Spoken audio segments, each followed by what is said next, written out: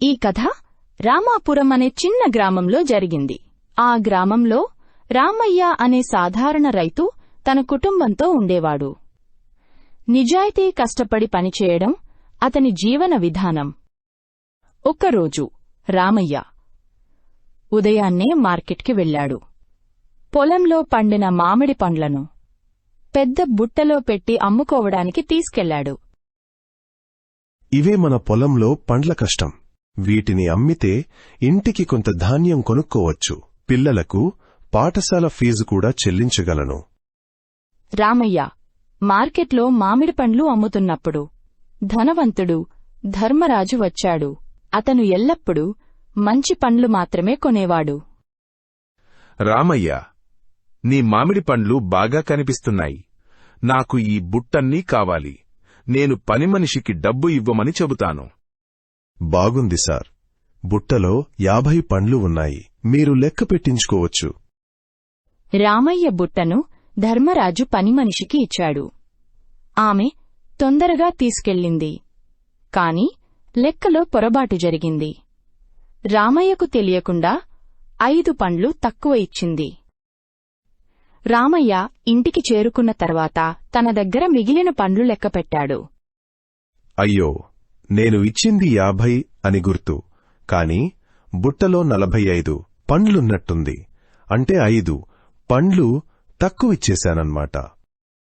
రామయ్య మనసులో ఒక ఆలోచన కలిగింది. ఆ పండ్లు నేను దాచుకుంటే ఎవరూ తెలియదు. కాని అది నిజాయితీ కాదు. అవి ధర్మరాజువి. రేపే తిరిగి ఇవ్వాలి.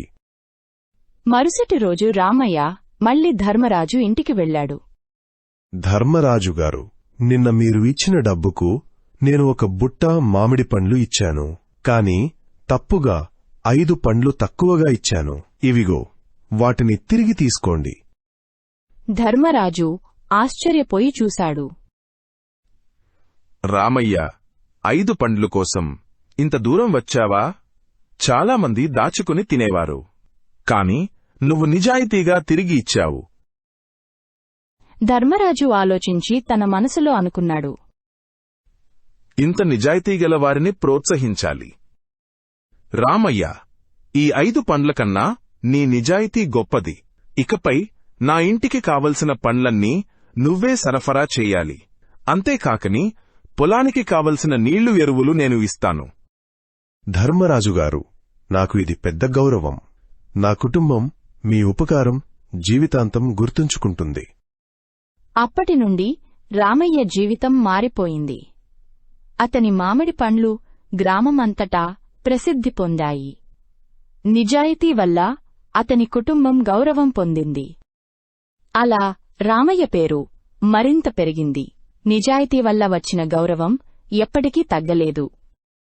ఈ కథ మనకు చెప్పేది, నిజాయితీ మనిషికి తాత్కాలిక కష్టం తీసుకువచ్చినా చివరికి గౌరవం విజయమే ఇస్తుంది.